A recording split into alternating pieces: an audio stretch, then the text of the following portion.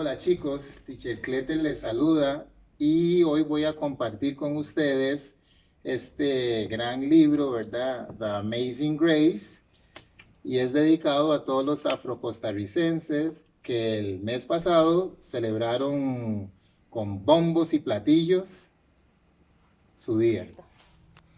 Amazing Grace by Mary Hoffman, pictured by Caroline Binch.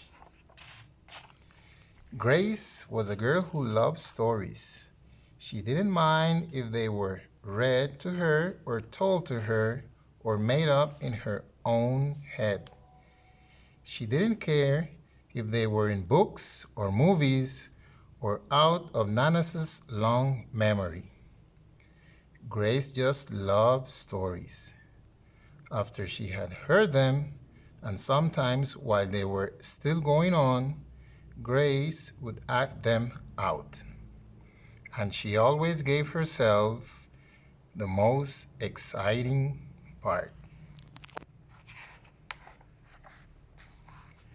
Grace went into battle as Joan of Arc and wove a wicked web as Anansi the spider. She hid inside the wooden horse at the gates of Troy. She went exploring for lost kingdoms. She sailed the seven seas with a peg leg and a parrot. She was Hiawatha sitting by the shining Big Sea water, and Mowgli in the backyard jungle. Most of all, Grace loved to act out adventure stories and fairy tales. When there was no one else around, Grace played all the parts herself. She set out to seek her fortune with no companion but her trusty cat, and found a city with streets paved in gold, where she was Aladdin rubbing his magic lamp to make the genie appear. Sometimes she could get Ma and Nana to join in when they weren't too busy. Then she was Dr. Grace, and their lives were in her hands.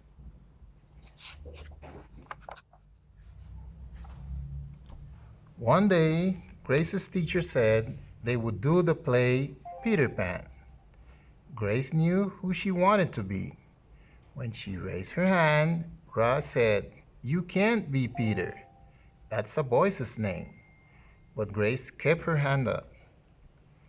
"You can't be Peter Pan," whispered Natalie. "He isn't black."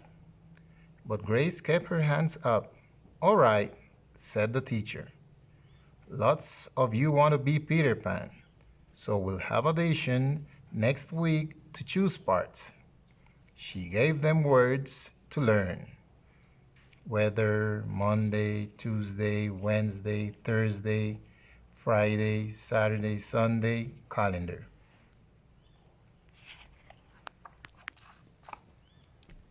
When Grace got home, she seemed sad. "What's the matter?" asked Ma.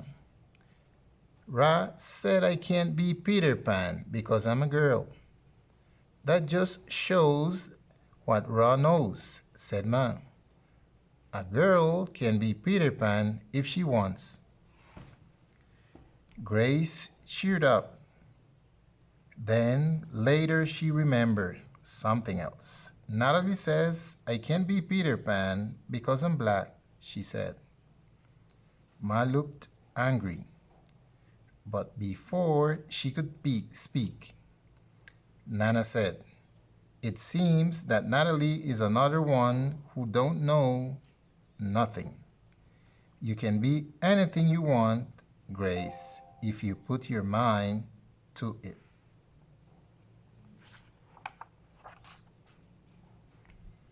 On Sunday, Nana told Grace they were going out.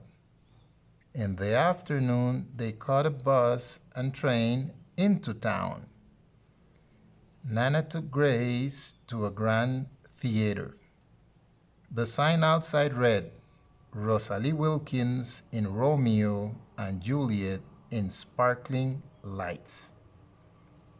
Are we going to the ballet, Nana? Asked Grace. We are, honey.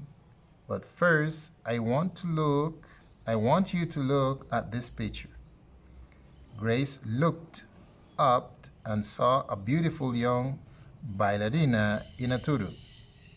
Above the dancer it said, Stunning New Juliet.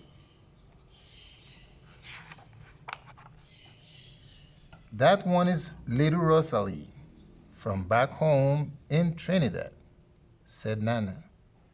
Her granny and me, we grew up together on the island.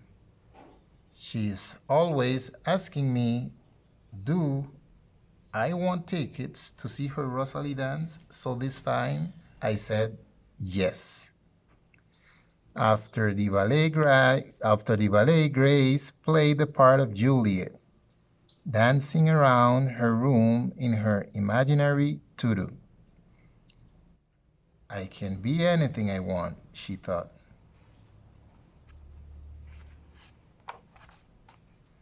On Monday, the class met for audition to choose who was best for each part.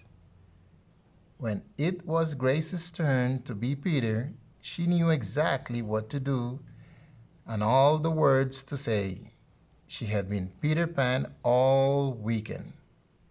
She took a deep breath and imagined herself flying. When it was time to vote, the class chose Ra to be Captain Hook and Natalie to be Wendy. There was no doubt who would be Peter Pan. Everyone voted for Grace. You were fantastic, whispered Natalie. The play was a big success, and Grace was an amazing Peter Pan. After it was all over, she said, I feel as if I could fly all the way home. You probably could, said Ma. Yes, said Nana.